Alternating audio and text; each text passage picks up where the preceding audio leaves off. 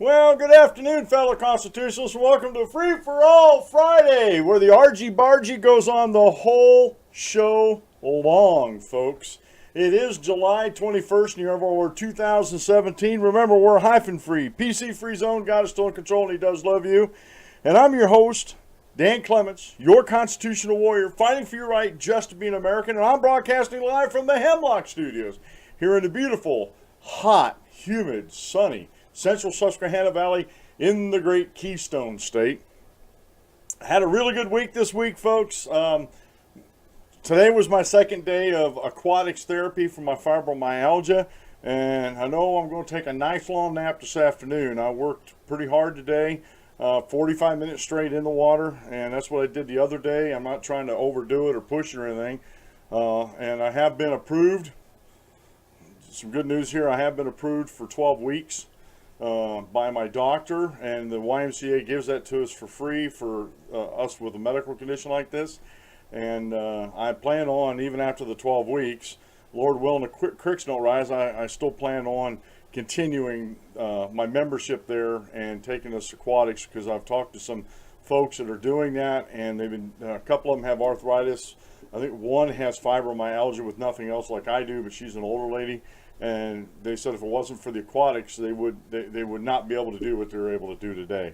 And so they highly recommend it. So I'm going to keep doing it. It's something I believe is beneficial to me, and hopefully it'll stave off the effects of fibromyalgia for a long, long time. Matter of fact, the days I exercise, I don't feel the effects, the groggy effects of my medication as I was before. So hopefully that'll have a good effect on that, and I'll be able to continue on very long after after I expected to when I first got diagnosed with this. So anyway, both chat rooms are open. The chat room over in Blog Talk Radio is open, and remember, the folks who are listening on Blog Talk Radio, if you have a chance, I simulcast this on YouTube. And that's at the Dan Clements Show at YouTube. All you gotta do is go over there and just type in the Dan Clements Show. It'll take you right to my channel. I also have the live chat room up there. Good morning, Dave. Hopefully you're listening. Good morning, Bruce, and your children. Hopefully that they're listening. I haven't, and not that I pick on people, ask them if they've been listening or not, but he said he's listened to the show in the past, and I'd just like to give a shout out to Jake and Darby. And anybody else that happens to be listening, folks.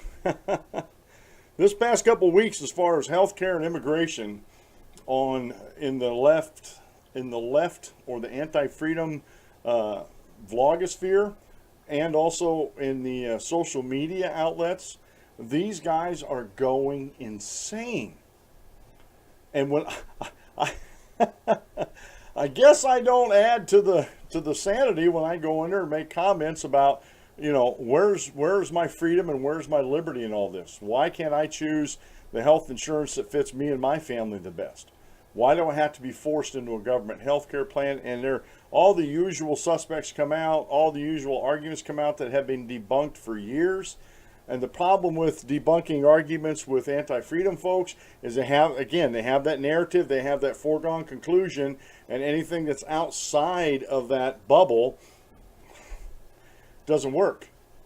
And so they just totally ignore it. And I've asked and asked and asked, rebutted some of their comments on the Constitution, and said no. They always go to the General Welfare Clause, or one of them. I've never heard this one before, going to the 14th Amendment and the due process. And I asked the gentleman to please explain that, because what does due process of the law have to do with health care? He never got back with me. And a lot of these folks won't. A lot of these folks, they like to put this stuff out there, but they don't want to engage you. They don't want to engage somebody that and folks, to me, it's not a win-lose. Unless you're starting to cuss at me, then you've lost. But it's really not a win-lose when I get into these discussions. It's more like I want us to have a discussion, and I want to have a two-way discussion. It's kind of hard to have a two-way discussion when the anti-freedom crowds out there on social media is shut down, or they just put out profanity. They start talking profanity, they start calling you a fool, everything else underneath the sun, except actually attacking the argument.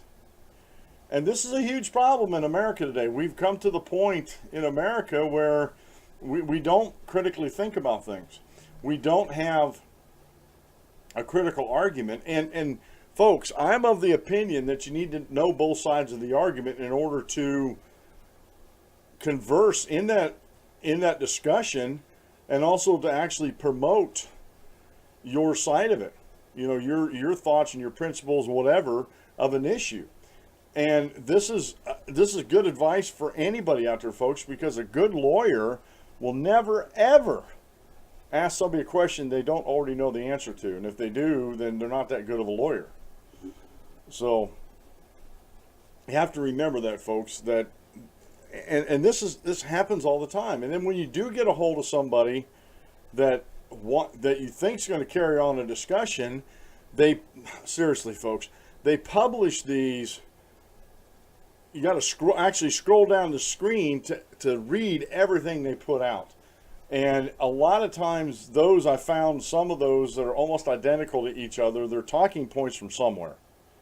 I don't believe that these folks actually wrote them themselves, or if they did, if they want to claim for themselves, they change a few things in them, because I've seen some of these, especially with healthcare, I've seen some of these same arguments structured the same way and in these bullet points that they're putting out. So I'm just wondering, you know, if there's somewhere out there that there's a memo out there that when you get a right-wing troll on your social media, this is the answer you need to send to them.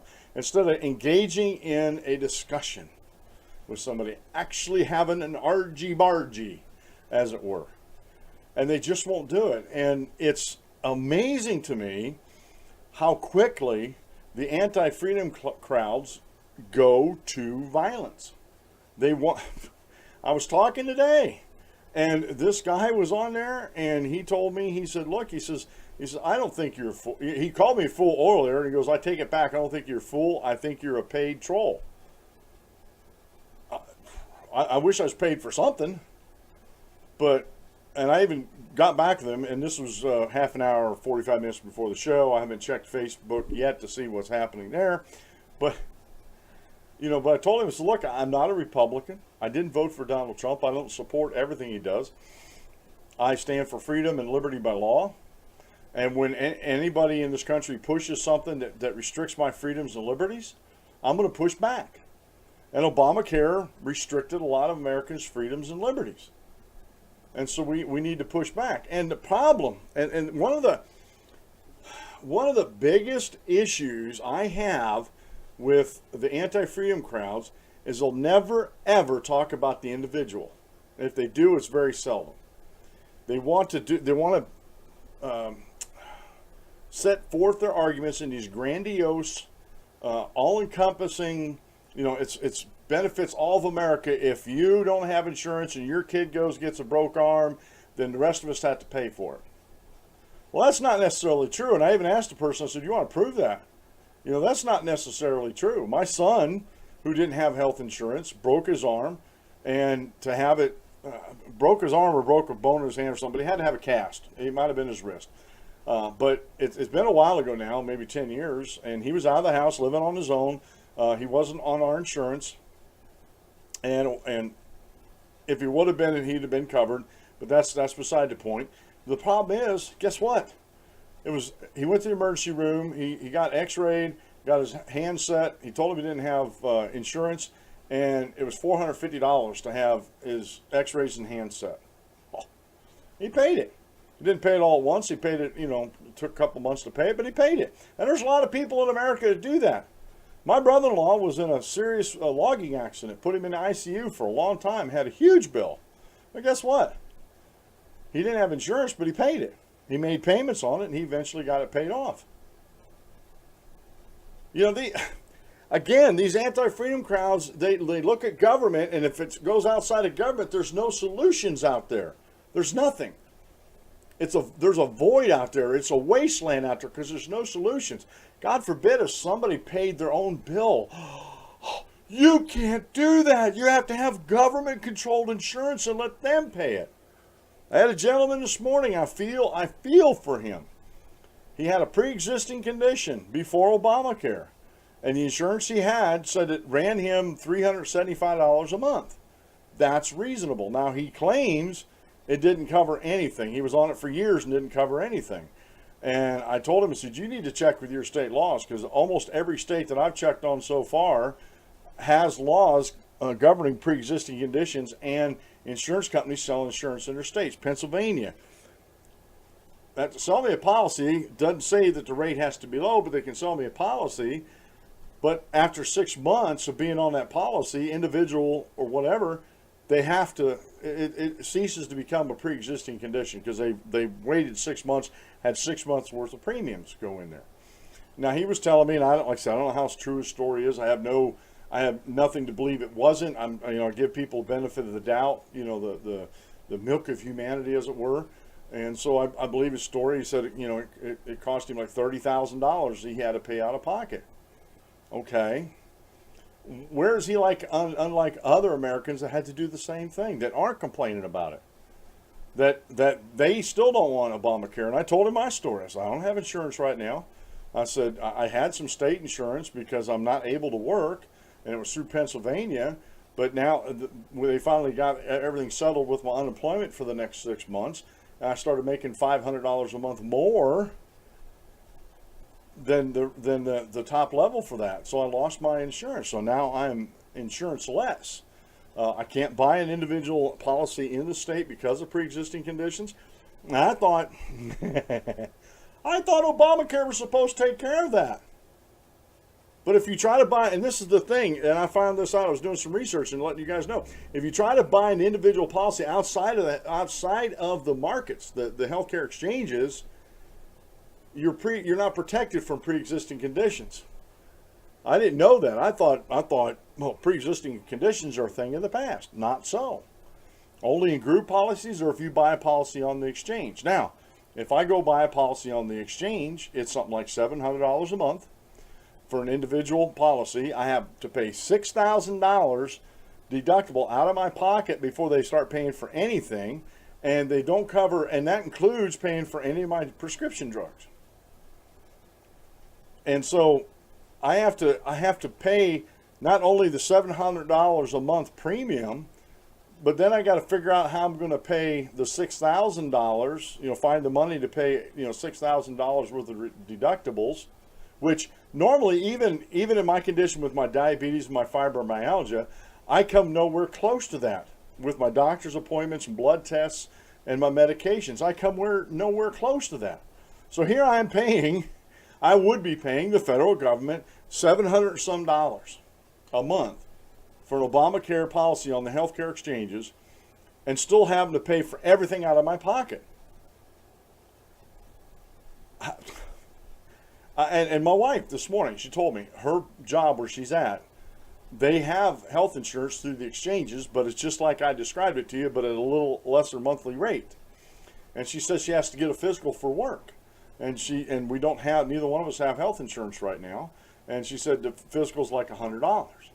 And I said, but it's for work. They should be paying you. They're requiring this physical of you. They should be paying for it. So she's going to check that out today. But I told her, I said, even if they weren't paying for it, you still have a $6,000 deductible that they pay for nothing until you reach $6,000. So what you're trying to tell me is you're going to start up paying the insurance and then still pay another $100 or so out of pocket if the company doesn't reimburse her, which if they don't, I'm going to get mad and start talking to folks. So where's the cost saving under Obamacare? Where's all this? I can't even get a medical savings account in PA because of Obamacare. That's exactly what they told. I even called them. I said, I'm an individual. I don't have insurance. I want to get insurance. And they wanted to sell me a medical savings account plan, but they're not allowed to in Pennsylvania. I said, but I'm an individual. I should have freedom of choice. Why can't I buy the health insurance policy that I need? And then again, in this whole discussion, they're talking about pre-existing conditions. Pre-existing conditions in the United States are a very small percentage of everybody that could be or should be, or whatever you want to phrase that, covered under health care. Very small percentage. And I told folks on there, I said, wouldn't it have been cheaper for the federal government And look, I'm not for the federal government doing this, and even the states could have done this because states have the authority through the people to govern over healthcare issues. The federal government does not. But let's make this a supposed argument, a what if. Oh man, I was getting so funny on myself, I lost my train of thought there. Talking about the small percentage of these folks on pre-existing conditions. Let's just say the federal government was allowed to do this stuff. Wouldn't it have been cheaper for the federal government to set up something through the states to take care of these high-risk folks instead of blowing the whole system up and try to take us to a one-payer system, which is, in my opinion, is the scourge of the health systems in the world. Now, a lot of people disagree with me that, and the criteria that these foundations that do these studies, like Kaiser and these other foundations that do these insurance studies, to compare us with other countries is bogus to begin with, because you're comparing apples to oranges. Their criteria is how much of the government covers people's health care costs.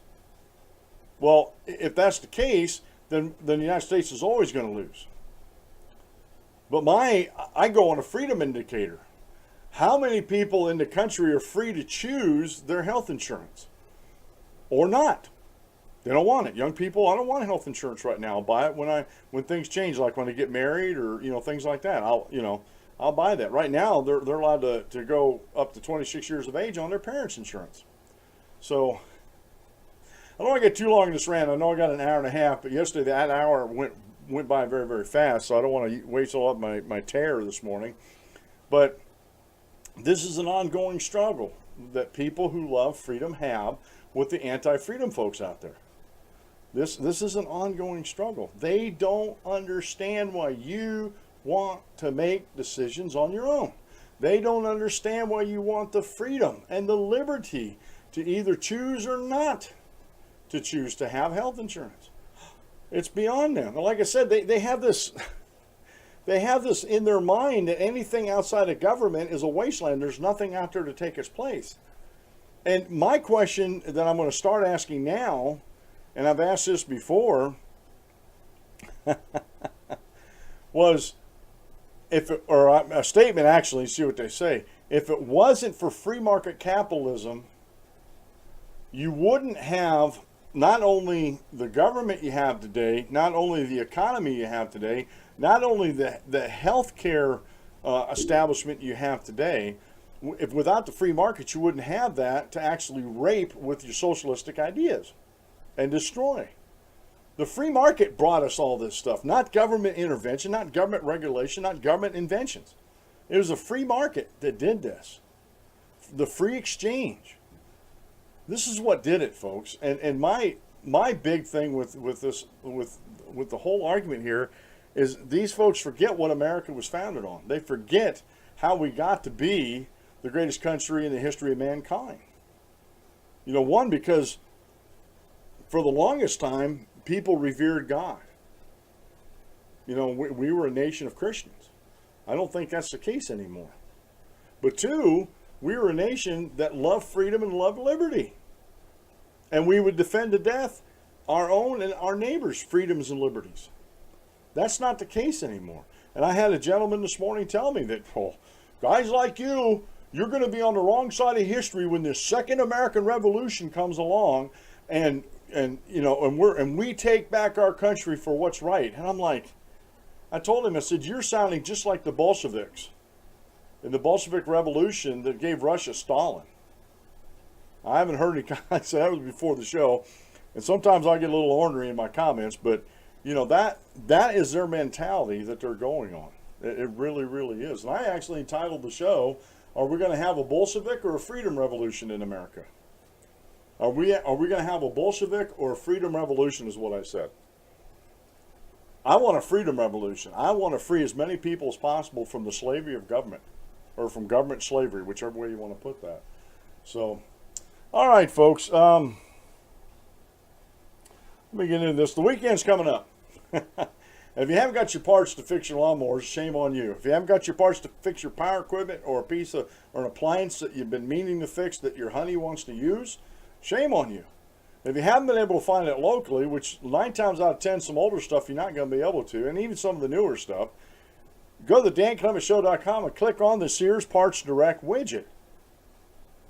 If you do that, you'll be helping support the show. Plus, you'll get your honey off your back and be able to fix some of these things and get them off your honey-do list.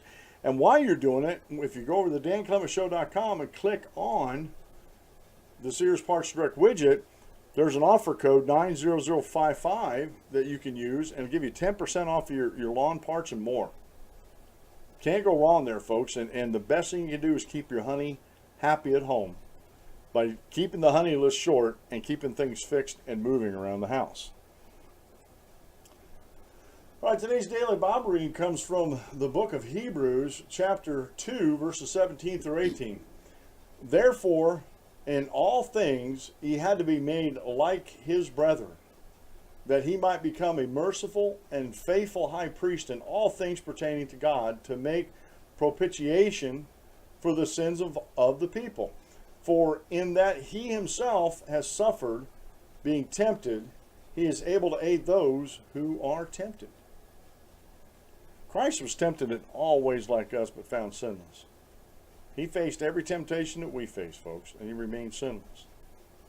And I'm not saying that we're going to always remain sinless in the face of temptation, but we have an example, and we also have comfort and guidance from God, Jesus Christ, through the Word and the Holy Spirit, that no temptation, God's not going to allow us to be tempted more than what we can bear. And if you go beyond that, it's on you, not God. Quote meal today comes from George MacDonald. I find that doing the will of God leaves me with no time for disputing about his plans. Yep. And this has been my personal experience. I find most people that are contrary or cantankerous towards God's plans aren't doing God's will to begin with. If they were, like George said, they wouldn't have time to dispute his plans. The short Bible lesson today is the third and final part in the Rules of Interpretation by Mike Riley at gewatkins.net. And we're up to Rule 14. He said, know the meaning of the words and sentences. And this is where good dictionaries come into play. Good concordance, a good Vine's Greek dictionary, Hebrew dictionary. Vine puts out a very good Hebrew dictionary. And it's important to know these words and the sentences. Number 15, know the limit of divine revelation. And this is, I want to read just a little bit of this one because this one's very, very important. He said, the final lesson to be learned is just where the Bible ends. There is a limit, a stopping place of God's Word. This is the point where the Lord ends his revelation. Many students fail to locate this and so add greatly into their misunderstanding of the Bible. For example, a man draws up a will. In it are certain specifications, promises, restrictions, etc. The terms are clear. But then, when the author has said exactly all that he wants to say, he stops. This is the end of his will. An observer might list 100 things that the will failed to say, but these unsaid things never come from the author. They are merely private opinions of a reader. By intelligent study, one can determine the exact limit separating what was said and what was unsaid. And there's a lot of denominations that go around the world here today, folks, that are thriving on what the Bible doesn't say. And when you try to have them show you book, chapter, and verse in there, they can't. They absolutely cannot do that because it's not in there. Just like, again, just like when you ask people to show me in the Constitution where the government has this enumerated power to govern over something that the states granted them. Almost 10 times out of 10, they can't. The conclusion that Mike puts in here, if we as faithful students of God's Word will more diligently make application of these 15 rules of interpretation as we study God's Word, we will more accurately divide the word of truth, as Paul told Timothy in 2 Timothy 2:15. You won't be able to do anything but accurately divide if you use these 15 rules of interpretation and be diligent about your use of those. Okay, now that, now that I went on that huge tear before the show started here, I do want to read. I don't know how many people actually read this. Hopefully, you do take time to read my summations before the show or about the show and everything. But I definitely want to read this one today because I was a little passionate about this one when I actually wrote it. And like I said, the title of the show, I titled it, "Are We Going to Have a Bolshevik or Freedom Revolution?" I keep hearing the drum beats from the left that there is a revolution coming. And folks like me will be done away with. Too many Americans don't know what socialism is all about, and sometimes I don't think they want to know. Somewhere around 50% of Americans are on the government's dole in some form or fashion. They are afraid to upset the status quo for fear of losing what the government doles out to them. Americans have been lied to for so long about how good and benevolent the government is. They forget that a government that is big enough to give you everything is also big enough to take it away. Those who support socialism in America never talk about individual freedoms and liberty. A free individual that has liberty by law will always choose what's best for them, which more times than not is best for society. Is the individual charitable?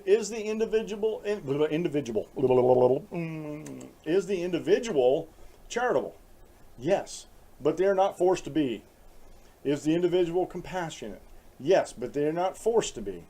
Without freedom and liberty by law, we are slaves to the government and the individuals who support that system of the government. So we're slaves not only to the government, but also to the people who support that. I bow a knee to no one except God and Jesus Christ. I will not be a slave to anyone. I will defend the freedoms and liberties of all who will seek the same and oppose those who seek to destroy the very freedoms and liberties they abuse to try to take mine away. And folks, that is the conundrum right there, and that's the beginning of a good argy-bargy here, is that final sentence there, the last part of that sentence, and I'll read the whole thing. I will defend the freedoms and liberties of all who seek the same, and oppose those who seek to destroy the very freedoms and liberties they abuse to try to take mine away. See, when you use your freedom of assembly to start and create a riot to shut down somebody else's freedom of speech, that's wrong. You're on the wrong side of that issue, my friend, and there's no two ways about it. If you use the freedoms and liberties that are afforded to you and the wherewithal through capitalism and free market capitalism, not crony capitalism, but free market capitalism, you're on the wrong side of this issue. And this is the funny thing about it. All these guys that were complaining about net neutrality and all these guys on the internet that complain about the free markets are bad, capitalism is bad. First off, they don't know when they say that, they don't know what capitalism is. All they know what capitalism is these greedy corporate capitalists. And as Stephen Crowder said in that video, that Prager University video about socialism yesterday, what's more greedy? Me and you I exchange money. Let's say I have some yard work to do. You agree to do the yard work that I have pointed out for a certain amount of money. You do that and I give you money. Is that greedy? That person owns a company and I employ them to do some work and I give them money. The free exchange, we made like a verbal contract that was going to happen. Is that greed? And that's what capitalism is. In a nutshell, at a very rudimentary level, that's what capitalism is. Is that greedy? You know what's greedy is those 50% plus people that are on the government dole. And I'm not saying every one of them. Some of them in that figure are on Social Security and they have earned it, okay? But a lot of people who have earned their Social Security long ago ran out of the money that they actually put into it and are still getting a check from Social Security. So where's that money coming from? So, the idea between socialism and capitalism, everybody has a skewed idea, especially those in the anti-freedom crowd. They have a skewed idea of what socialism or capitalism is. And for some reason, the millennials have been lied to enough where they think socialism is a great thing because guys like Bernie Sanders says, we're going to give you all this free stuff. Yay, we get free stuff. But they never stop to think who's actually paying it. Someone's got to pay for it. Somebody absolutely has to pay for it. It shouldn't be the taxpayers.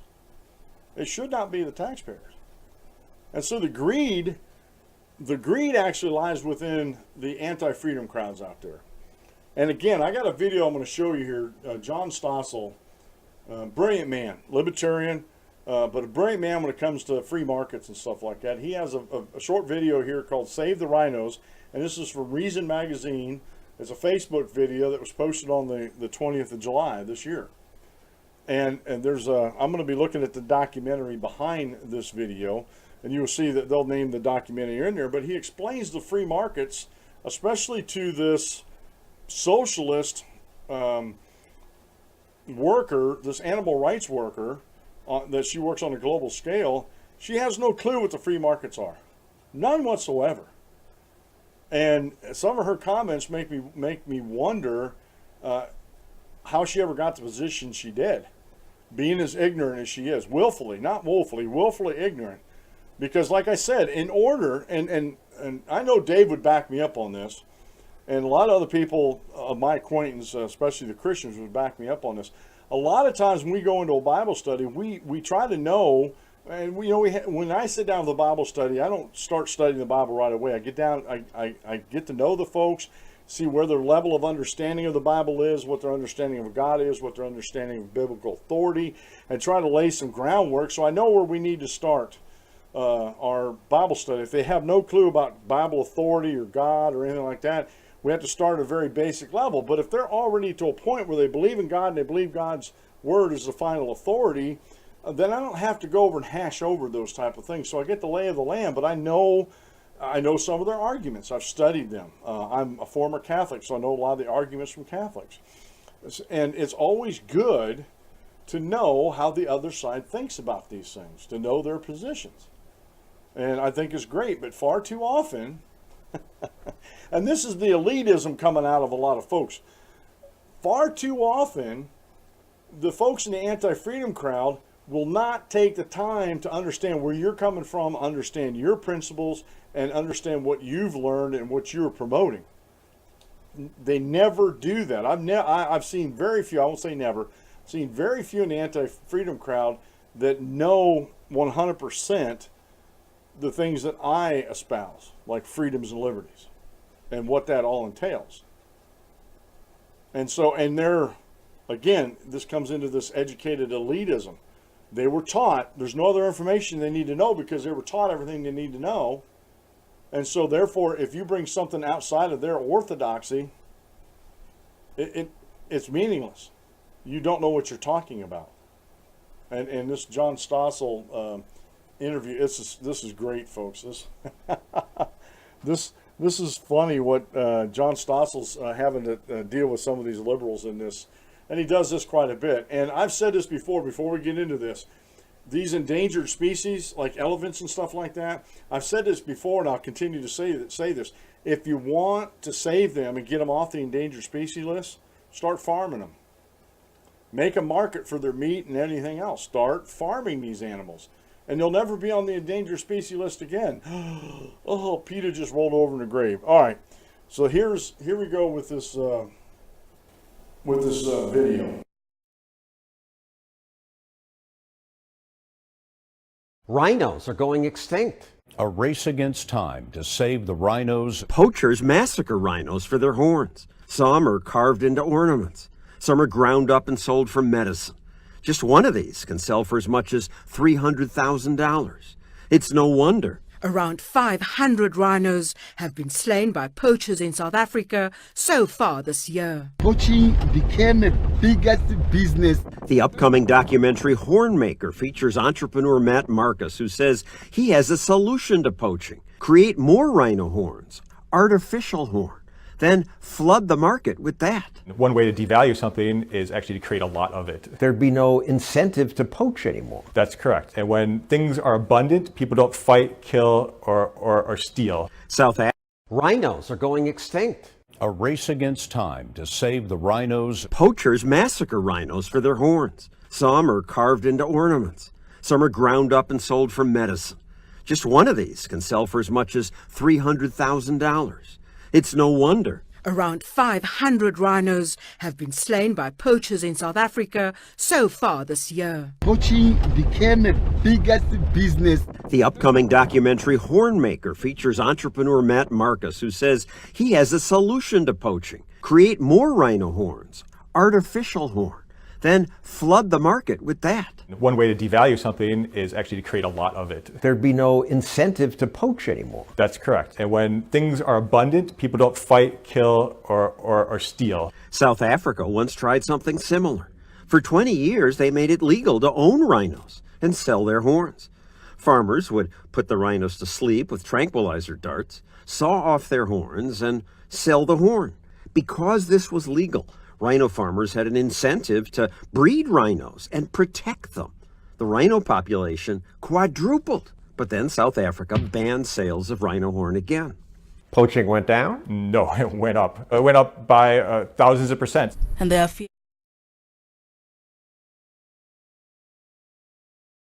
Now, folks, I just wanted to stop the video there, and I do apologize for that restarting because I forgot to do this in the video. When I stopped, I go right back to the point because OBS does not have controls set up yet for their videos in there, so you got to do some jumping of hoops.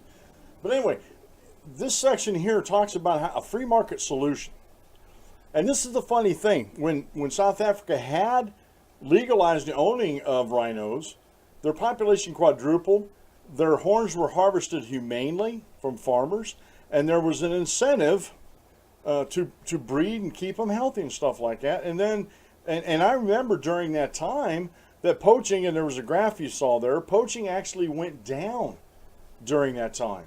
And then as soon as the ownership of rhinos was outlawed, poaching went up like 1,000%. So here was a free market solution that they had and that they used. Capitalism, folks, that actually was saving the rhino, was actually increasing the herd, the horns, they were being able to harvest it. This gentleman here of this company, they're making artificial horns that when you test them genetically, you can't tell the difference between them, between the lab-grown horns and the rhino horns. They're genetically identical, but they can make the ones in the lab a lot quicker and cheaper, and they can actually flood the market with those. And if you can't tell them apart genetically, then the price of ivory and everything, or like in the tusks, because they were talking about doing the same thing with, they actually have done the same thing with elephant tusks, but the rhino horns, if you can't tell the difference between the artificial and the real, and you flood the market with it, the incentive for poaching is going to go away because there's no money in it. And John Stossel is going to explain this. I just wanted to stop that because this is huge. I mean, this is this is so huge here. How these people don't understand, and it's coming up here, how these folks don't understand the free market. So let's continue the video. Hostility to capitalism makes them blind to better ideas like artificial horn and South Africa's new plan to legalize horn sales again. South Africa is going against the international body that's fighting to protect rhinos. So what? These international bodies are stupid. No, well, there are folks like me that work to pass these restrictions. But it's like the drug war. You can ban it, but if there's money to be made, the poachers are still going to kill the animals.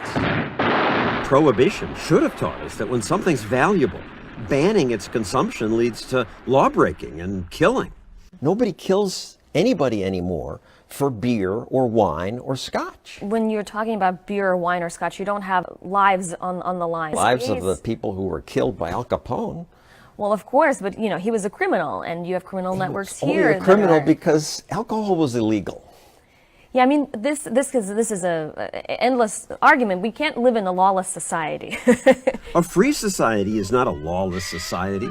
Markets are not lawless. Legal rhino farming or selling fake horn could save endangered animals. But the environmental groups just can't see that.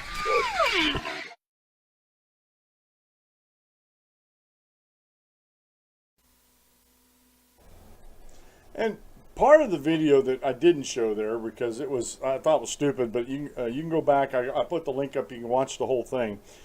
She was talking about China, the markets in China for ivory and rhino horns and all that kind of stuff. And they said that they were engaging the not the Korean, but the Vietnamese people.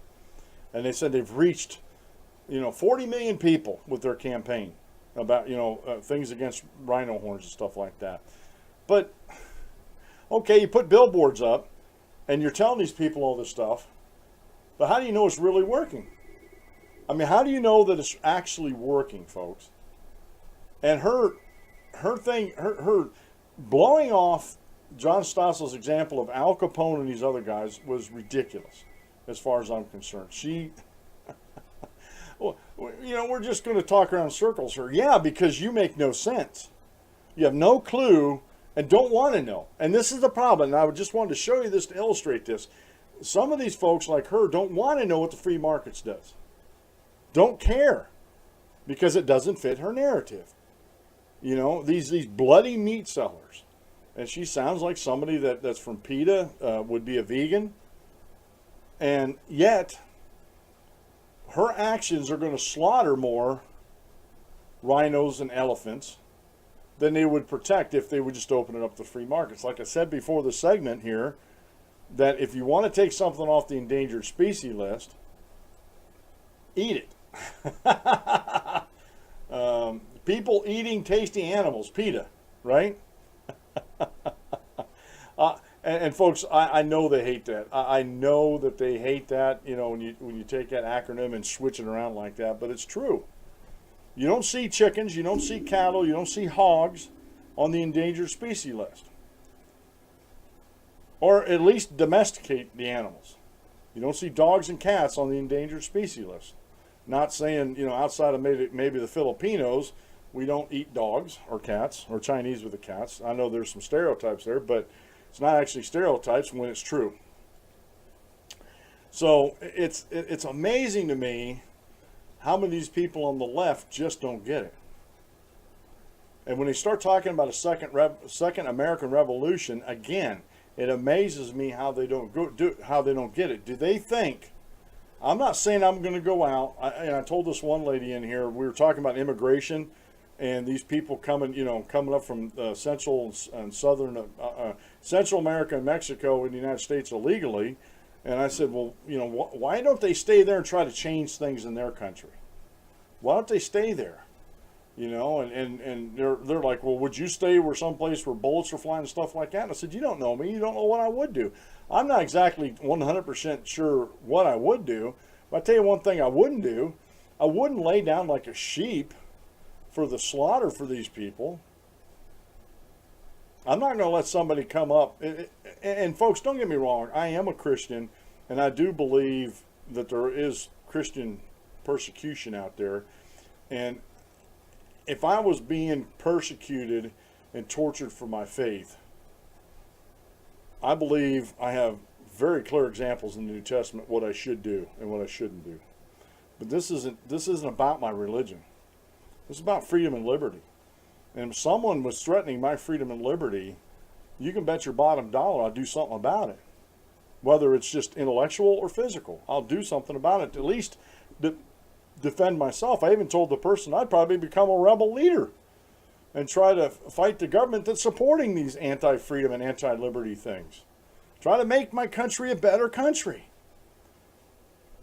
I don't know where people got it in their head to, and this is the funny thing, they flee these third world hellholes and they come here to this country illegally and make these enclaves, and then they want to turn their enclaves and their areas or the cities that they take over into the same third world hellholes that they escaped from.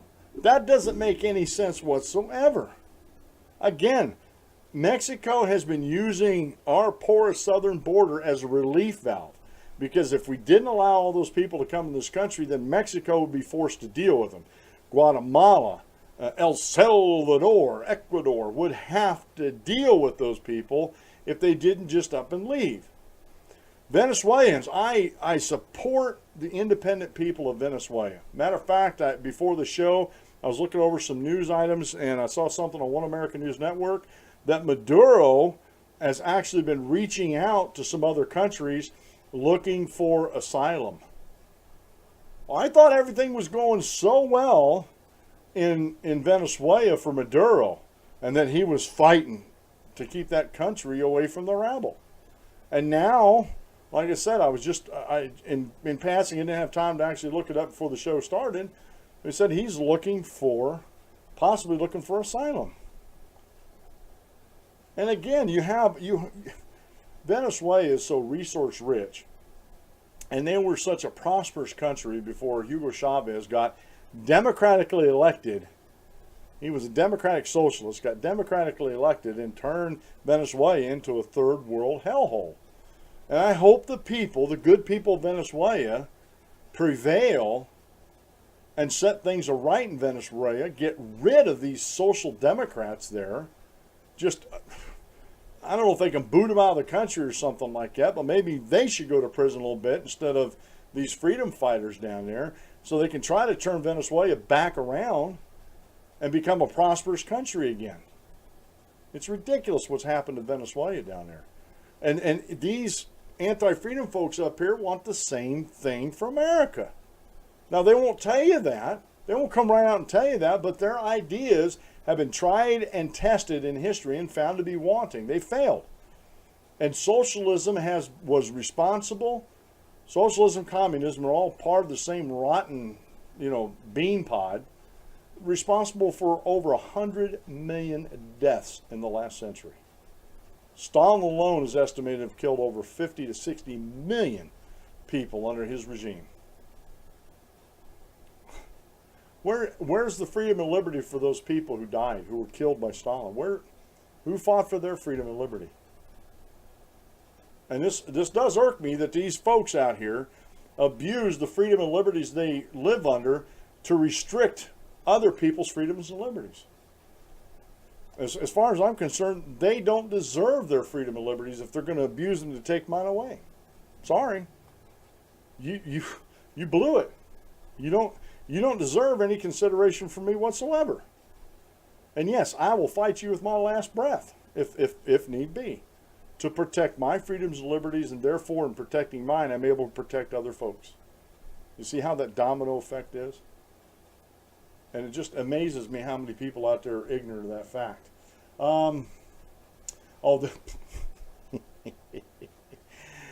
Since this is Friday and we have a lot of time, still have 40 minutes left. I thought this was a good one, and I never thought about this before.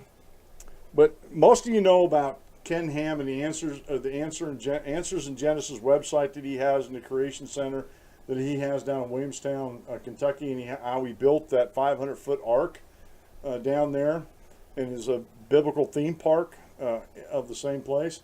Well, you know what they did the other day? This is from Todd Starnes over at toddstarnes.com.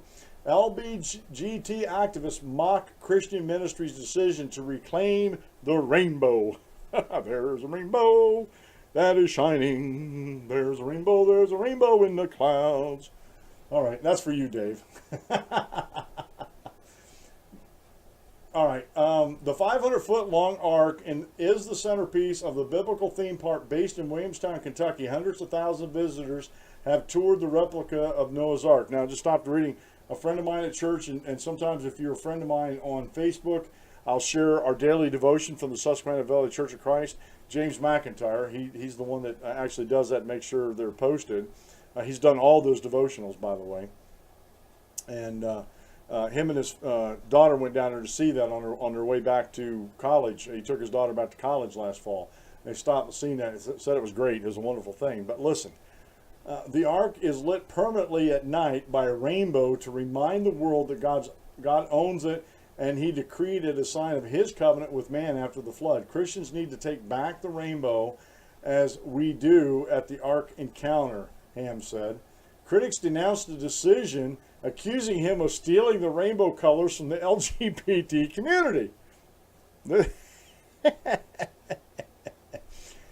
This is Ken Ham's sad attempt to take back the rainbow symbol from the LGBTQ XYZ community. Read a headline in the Orlando Weekly.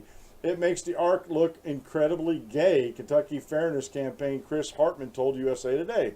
In 2016, Ham urged Christians to reclaim the rainbow and teach young people its true meaning. The rainbow itself wasn't designed to be a symbol of freedom, love, or wait a minute. Oh, okay, yeah, I was reading that right. The rainbow itself wasn't designed to be a symbol of freedom, love, or pride, or the LGBTQ movement.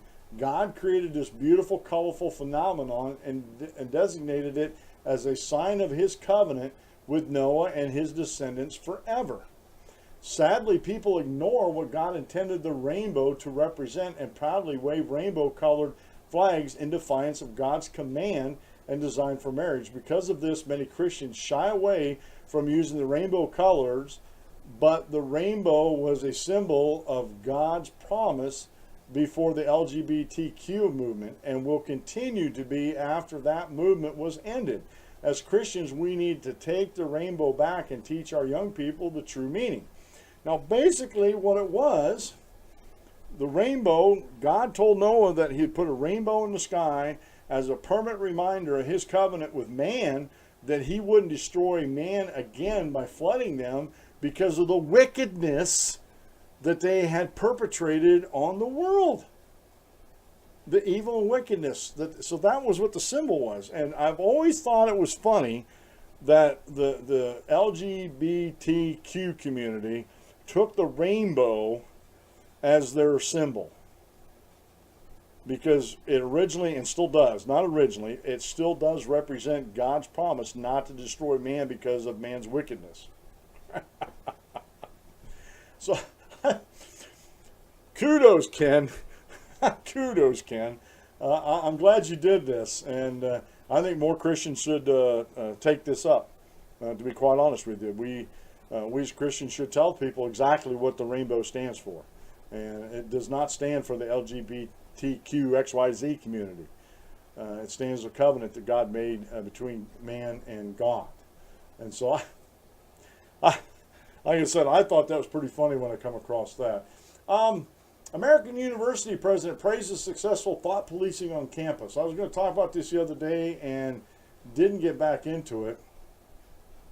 This is by Elliot Hamilton over at dailywire.com. It was published on July 17th.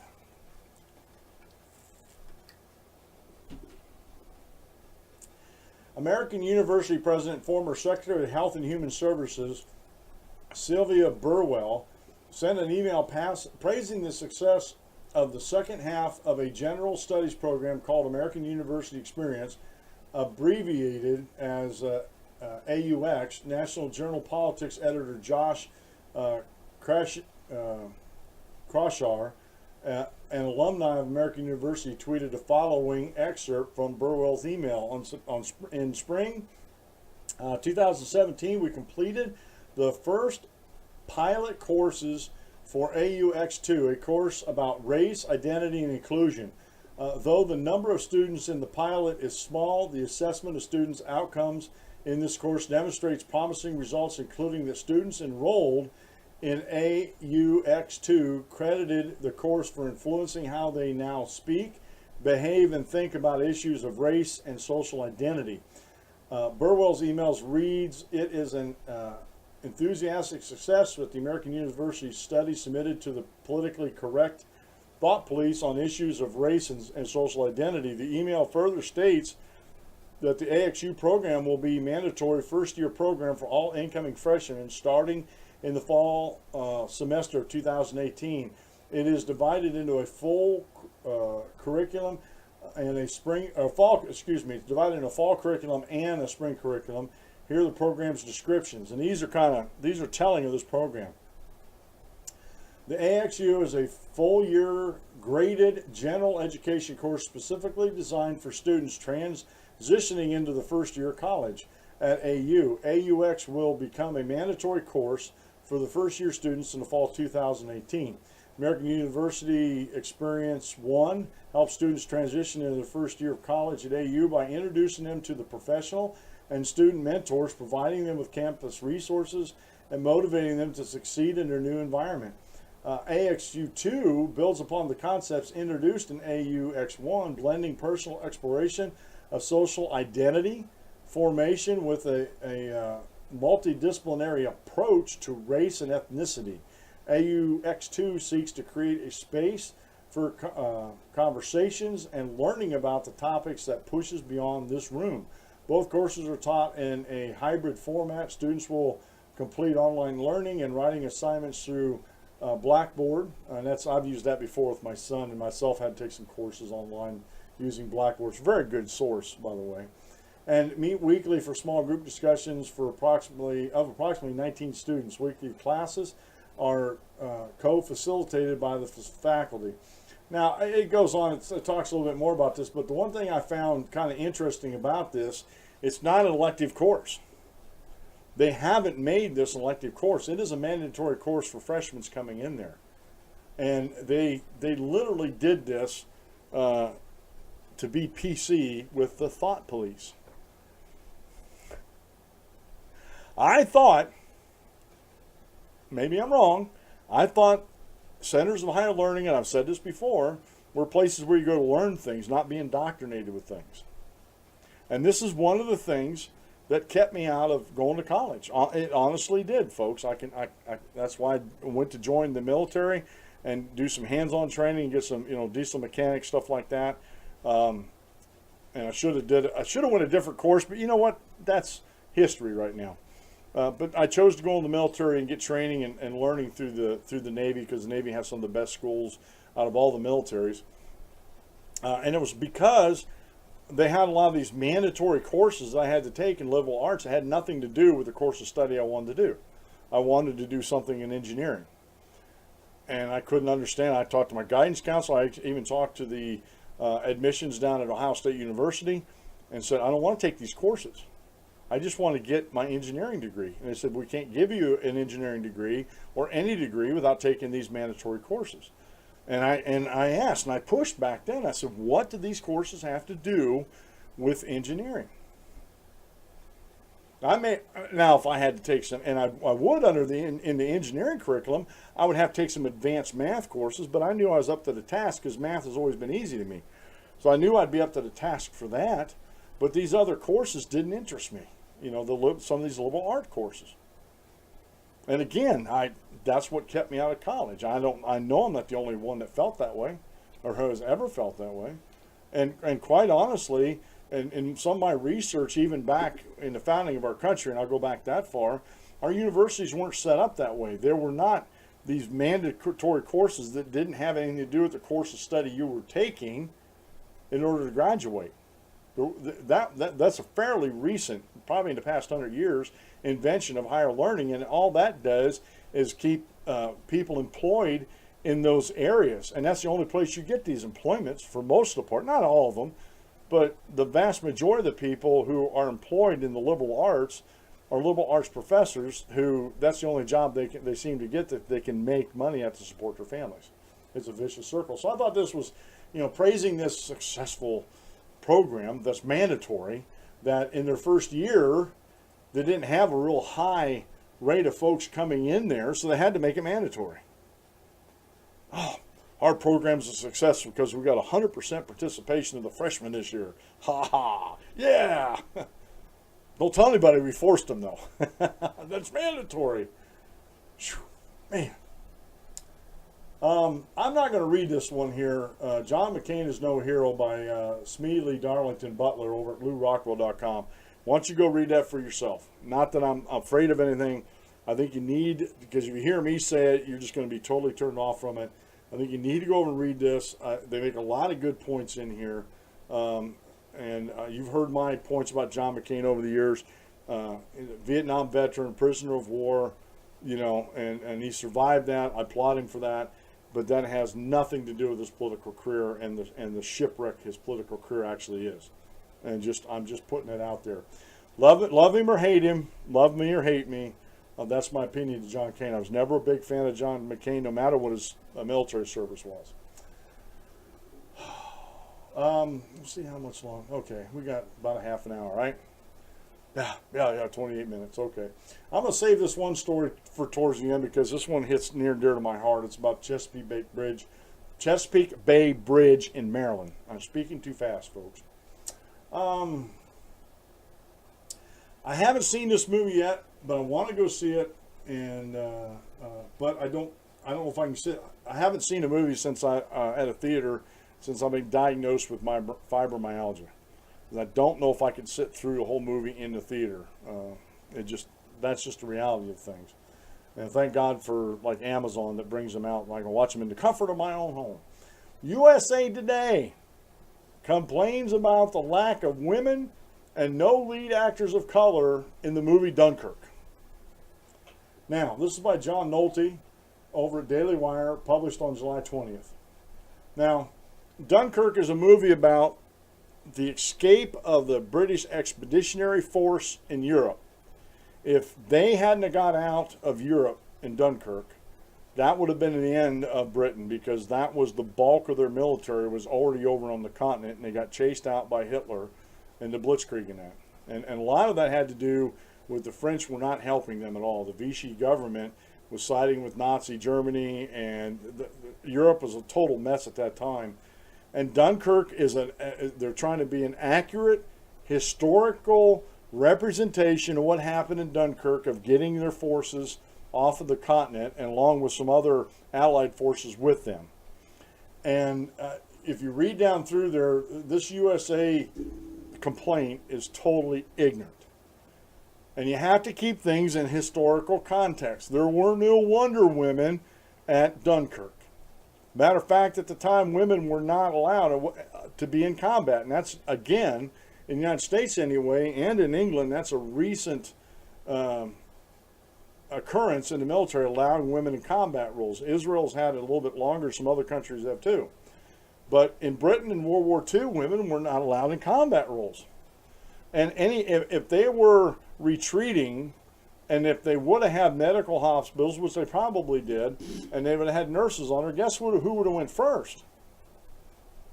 They would have got out before it was a crisis, and they would have sent them back over. When Dunkirk happened, that was a crisis of national importance to Britain, because they had the bulk of their army over there in Europe, and and they were being pushed off the continent there. And so, no, there wouldn't have been any women in that particular instance at that time frame the movie was shot. And again, men of color. Not that it was unheard of in the military ranks in Britain or America, but that just wasn't the case over there. For whatever reason, maybe they forgot some people. I don't know, but that usually in that era, units were segregated. Look at the Tuskegee Airmen. That was an air wing that was totally segregated from the rest of the Air Force, or the Army Air Force at the time. Good, bad, or difference. It doesn't. I don't care if you agree with it or not. It happened. That's history. That was their decisions. It wasn't ours. It doesn't reflect on me. It doesn't reflect on you. That was what was happening at the day. Deal with it. If it triggers you, don't go see the movie. If you get mad because there's no women or lead actors of color in there, don't go watch the movie. But don't try to change history so you can be politically correct, and you can walk around with your, virtue signaling like what a good person I am, and just knock it off. I get real tired of these anti-freedom folks in this country that push an agenda and try to rewrite history. It amazes me how many people fall for that. I had to correct a gentleman on Facebook weeks ago. We're talking about the Declaration of Independence, and he mentioned this book. I did some research on it because I heard this lady's name before, and I can't remember it right off the top of my head. And then when I started doing some research, I remember where I heard her name from, as far as in passing, that she was a historian, a revisionist historian. In other words, they go back and revise history to make it more politically correct in their writings. And I'm like, history's history. You don't go back. It's like the folks that go back and take the Bible and take all the gender pronouns out of the Bible. You don't do that. The Bible's the Bible. The genders are the genders that are in the Bible. Deal with it. Don't try to change it. Just deal with it. So I thought this was real funny that they got mad over this on a movie that tries to be historically accurate, folks. It's just, again, the anti-freedom folks out there truly amaze me sometimes. We're not going to get into this story here, but I just put it up there. It's from the Daily Caller by Chuck Ross. Mueller probes Trump business activities. Now, whether you like Trump or hate him, I personally think his business dealings outside the campaign have nothing to do with the campaign, have nothing to do with this probe. We're talking about Russian collusion here. All right? Which, again, I want to reemphasize this. This Fusion Group and the New York Times faked and fabricated this story to try to drum up something against Donald Trump to slow him down, because I think they knew deep in their hearts that he was going to mop the floor with Hillary Clinton in this last election. I think there was other media outlet groups that thought the same thing, but they couldn't say that publicly, and they couldn't work that way publicly. They had their narrative, they had their foregone conclusion that Hillary Clinton. Now, wait a minute, before I say this, Bruce, sit down before I say this. That Hillary Clinton was going to be president of the United States. And that was their foregone conclusion. Anything outside that bubble doesn't matter. Doesn't even exist outside that bubble. So I just thought it was funny that these folks, I think they knew. I did. I know I did. I even said this on the show. I said, I'm looking at the crowds at Hillary's campaigns. I'm looking at the crowds at Trump's campaigns. No comparison. No comparison. And there you have it. President Trump. But I think Mueller's probe is going a field too far. And I think that's being pushed by the Democrat anti-freedom agenda. And quite honestly, I think they need to wrap that up sooner rather than later, because, again, there's so much evidence out there in the media, in the new mainstream media, that bloggers and true investigative journalists have dug up that there's nothing to the story. And even some of the biggest drivers like CNN and their folks on there are saying there's nothing to it. It's a rating getter for them. So you can go in and read that article about that, and let me know your thoughts on that. Go along with that story about that American university president and the free speech. I wish I'd have known this back when I was in high school taking algebra. Algebra is racist, folks. Did you know that? Algebra is racist. California educator, algebra is a civil rights issue. Get rid of it. Gotta get rid of it. Oh. This is by Hank Berrien over at the Daily Wire, July 20th. Interviewed on National Public Radio, a chancellor of the California Community College System argued that since it may be too difficult for students, algebra, the single most failed course in community colleges across the country, should be eliminated from the requirements.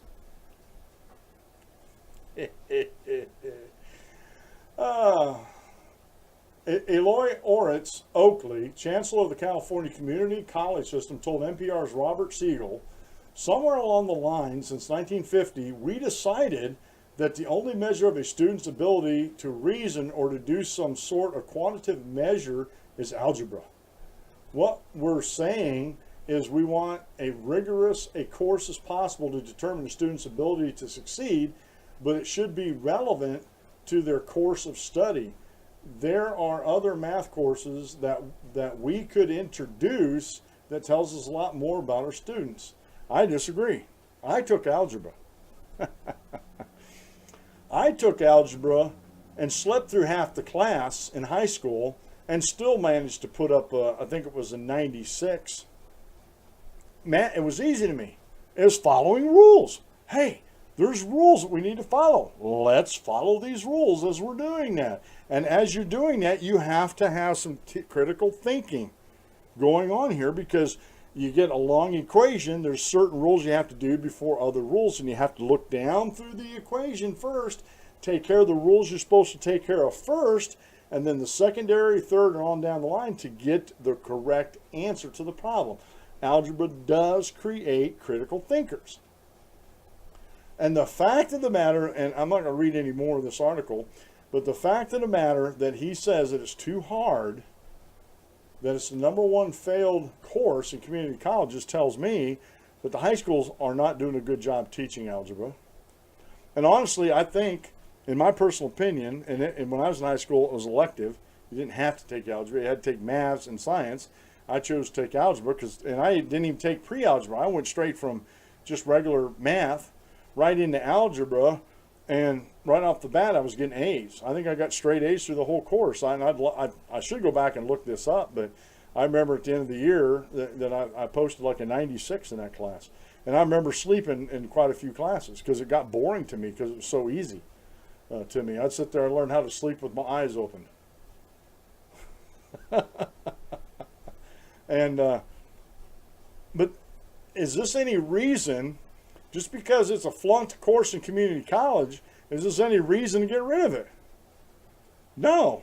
Why don't we teach people algebra? Now, I don't use algebra today other than, and like I said, it taught me how to critically think about something. We had to look at a problem, and we had to start thinking about it, had to critique it, and find out what we had to tackle first to get to the answer. And sometimes you had to really think about it, because on a simpler equation, these things had to be done first. But then when in combination with these if there was other functions you had to do first, if they were combinations, then there was another rule that governed which one of those combinations you had to do first. So you had to critically think about what you were doing. You had to know the rules, and you had to apply the rules, and you had to look at the problem and figure out where the rules applied in the problem to get to the correct answer. And I'm convinced, even more so after I read this article here about this California University chancellor, that they don't want critical thinkers. They absolutely don't want critical thinkers graduating from college. Because if they did, these critical thinkers would actually just totally abandon the democratic socialism that's being built up in our universities today. And they would look at that and say, what kind of garbage are you guys pushing on us? And they would jump head first over into the freedom and liberty crowd, saying, this is where I want to be. I don't want to be on this anti-freedom side. I want to be, like Ronald Reagan says, there's no left or right, there's only an up or down. There's only, you want to restrict people's freedoms and liberties, or you want to enhance them and protect them. Allow the people to make their own decisions for freedom and liberty. I thought that was no wonder why our schools of higher education are in so much trouble today. I mean, just flat out, they're in so much trouble today, it isn't even funny. All right. Now, you guys remember, and it was really big around this area because we have a lot of beekeepers around this area, a lot of orchards and stuff like that people hire these beekeepers to come in. Just like the Michigan University hires goats to clean out the underbrush, and the unions are mad about that, right? Well, this article here is from Reason.com. It's by Sean Regan, and this actually is in the upcoming August-September 2017 issue. They published this article early. How Capitalism Saved the Bees. Now, you remember, I'll just read this. A decade after colony collapse disorder began, pollination entrepreneurs have staved off the bee-apocalypse. Now, honeybees especially, are very, very important to crop production because they cross-pollinate, and they actually pollinate certain things. Without that pollination, you wouldn't get any fruits off the trees or some other plants and stuff that they put around, okay? And we wouldn't get honey. I'd be mad if I couldn't get my honey. Anyway, and about a decade or so ago, they couldn't figure out what was happening with this collapse disorder. They couldn't find the disease. People blamed it on cell phone towers or high tension electrical wires, stuff like that. No one knew what was going on. Let me fix this up here real quick. You've heard the story, Honeybees are disappearing. Beginning in 2006, beekeepers began reporting mysteriously large losses of their honeybee hives over the winter. The bees weren't just dying, they were abandoning their hives altogether. The strange phenomenon, dubbed colony collapse disorder, soon became widespread. Ever since, beekeepers have reported higher than normal honeybee deaths, raising concerns about a coming silent spring. The media swiftly declared disaster. Time called it a bee apocalypse. Courts went with Bee-mageddon. I like some of these terms. By 2013, National Public Radio was declaring a crisis point for crops and a time cover for foretelling a world without bees. A share of the blame has gone to everything from genetically modified crops, pesticides, global warming, to cell phones, high voltage electrical transmission lines. The Obama administration created a task force. Got to get to the bottom of this. A task force to develop a national strategy to promote honeybees and other pollinators, calling for $82 million in federal funding to address pollinator health and enhance 7 million acres of land. This year, both Cheerios and Patagonia have rolled out Save the Bee campaigns. The letter was circulating a petition, calling for the feds to protect honeybee populations by imposing stricter regulations on pesticide use, and that was back in the day. A threat to honeybees should certainly raise concerns. They pollinate a wide variety of imported food crops, about a third of what we eat, and about $15 billion in annual value in the economy, according to the U.S. Department of Agriculture. The beekeepers are still reporting above average bee deaths. In 2016, U.S. beekeepers lost 44% of their colonies over the previous year, the second highest annual loss reported in the past decade. But here's what you might not have heard. Despite the increased mortality rates, there have been no downward trend in the total number of honeybee colonies in the United States over the past 10 years. Indeed, there are more honeybee colonies in the country today than when colony collapse disorder began. Beekeepers have proven incredibly adept at responding to this challenge. Thanks to a robust market for pollination services, they have addressed the increasing mortality rates by rapidly rebuilding their hives, and they have done so with virtually no economic effects passed on to consumers. It's a remarkable story of adaptation and resilience, and the media has almost entirely ignored it. Well, go figure that one out, right? The chief reason commercial beekeepers exist is to help plants have sex. Some crops, such as corn and wheat, can rely on the wind to transfer pollen from stamen to pistil, but others, including a variety of fruits and nuts, need assistance.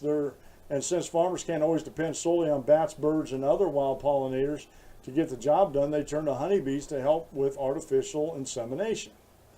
Okay? Honeybees are essentially livestock. Their owners breed them, rear them, and provide proper nutrition and veterinary care to them. Unlike bumblebees and wasps, honeybees are not native to North America. The primary commercial species, the European honeybee, is thought to have been introduced by English settlers in the 17th century.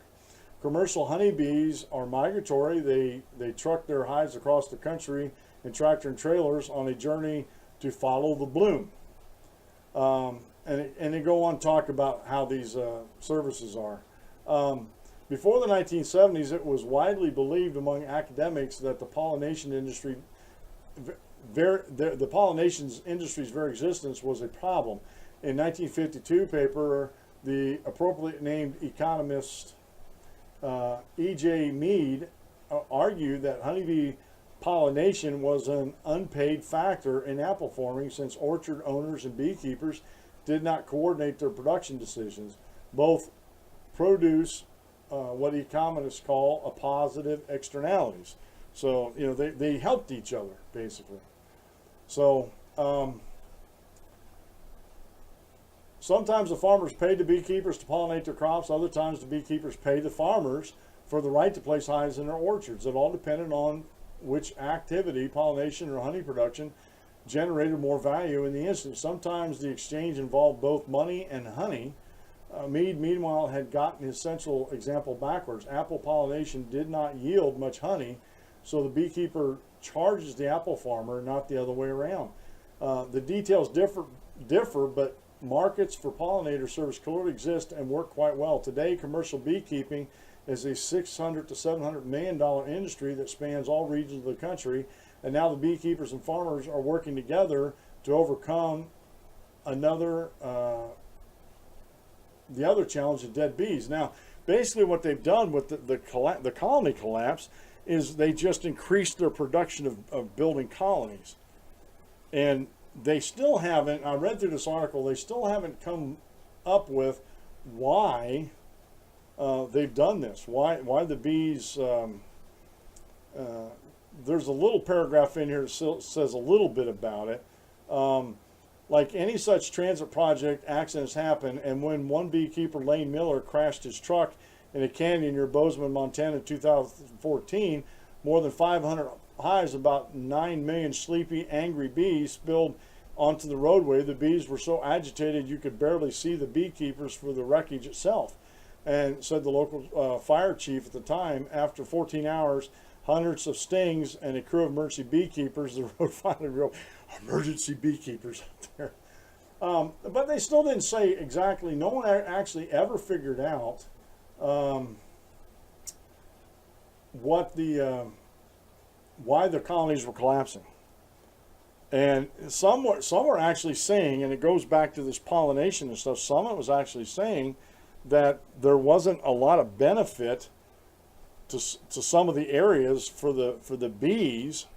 It was more of a benefit to the farmers, whatever the crop was. So the bees weren't getting the nutrition that they needed, and they were like, it was almost like they weren't rotating their crops. And some of that I remember hearing about when the bees started getting, the beekeepers taking the hives and rotating them around different places. Then the colony collapse actually stopped. They were able to replace their colonies and actually grow more colonies. And look, I don't know what the mortality rate for bees are. And maybe the mortality rate that's happening with bees right now is something that's actually normal. I don't know if anybody's ever studied that.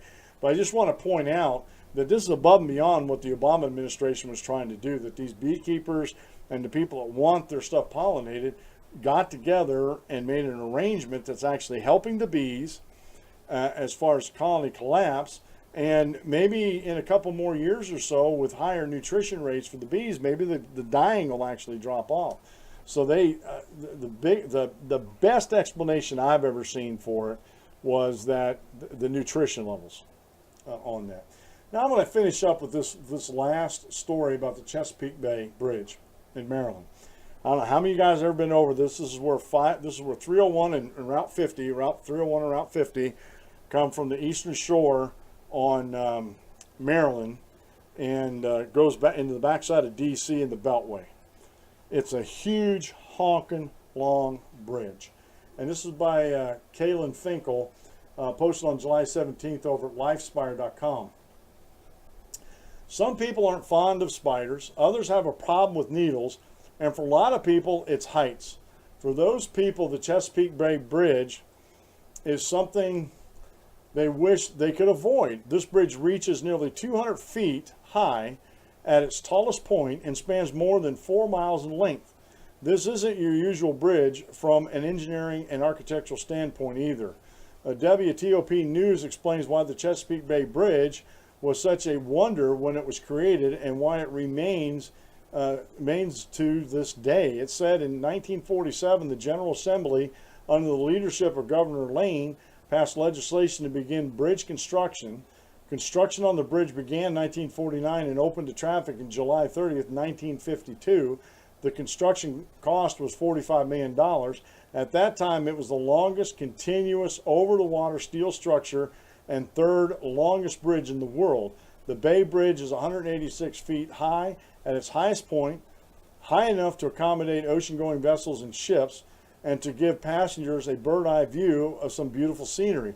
This means a massive ship can pass under the bridge while you're driving over it. If that doesn't give you the chills, you're braver than most. Take a peek at this, and there's pictures if you want to go look at them in here, and how big it is. What I want to say about this is before I started driving truck, I don't have this dream. I haven't had this dream since this episode on the Chesapeake Bay Bridge. But before that, I had this reoccurring dream that I'd be going across the bridge and the bridge was collapsing behind me. The bridge in front of me was still intact and I could drive on it, but the bridge behind me was collapsing and I couldn't go fast enough to outrun the collapse. And eventually I just wake up in a cold sweat going, scared out of my wits. And I never thought about it. I was driving, it was actually my first year of full-time truck driving with Ernie Weaver, and I was driving for Napa Transportation in Mechanicsburg. He was leased onto.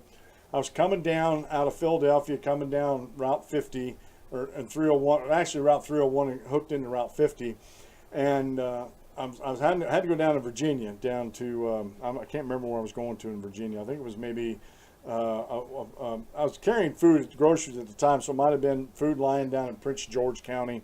I'm not sure where that was, where I was going, but I just knew on my map I had to go across this bridge, and I didn't think nothing of it when I first got to this bridge. And I was in an old 1980 Mack cab over. Loved that cab over, by the way, with a load on the back. And I saw this bridge in the distance. And once I finally figured out what it was, there was no turning back.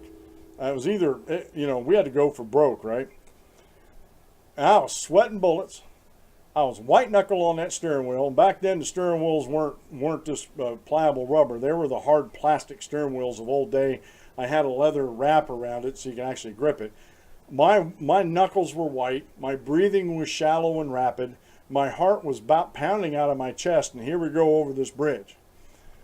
And I thought I was going to pass out a couple times going across this bridge. And the funny thing about it was, there was nobody else around me. It was late evening. I was heading into D.C. Everybody seemed to be heading out. There was actually nobody really coming across the bridge with me, maybe a car or two. But if they did, I don't remember them, because I had a laser focus out in front of me, and I had hands at 2 and 10. I was keeping up to speed. And I wasn't paying attention, and I wasn't looking off the bridge. I wasn't looking off to my side or nothing. I was paying attention to everything on that bridge. And like I said, when I got done with that, I knew. I looked in the mirror, looked out like this on my side. I was like white as a ghost, white as a sheet, and sweat just pouring off of me. But you know what happened? I made it across that bridge without the bridge collapsing behind me. And you know what? From then on, I never feared that. And you know what? I never had a fear of heights. I used to work on a construction crew putting up construction hoists on the outside of big buildings. And the biggest one I did was in Columbus, Ohio. So I just thought I'd share that story with you. I thought it was funny when I seen that about the Chesapeake Bay Bridge. So if you ever get a chance to go across the Chesapeake Bay Bridge, you might want to do that.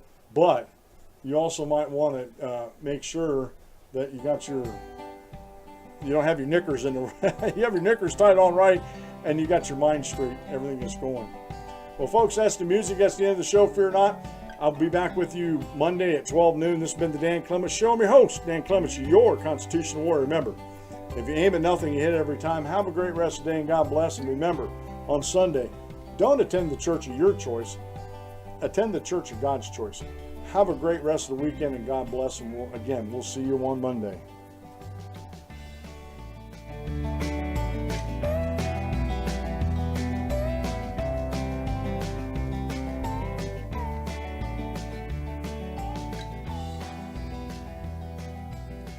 Thank you for using Blog Talk Radio. Goodbye.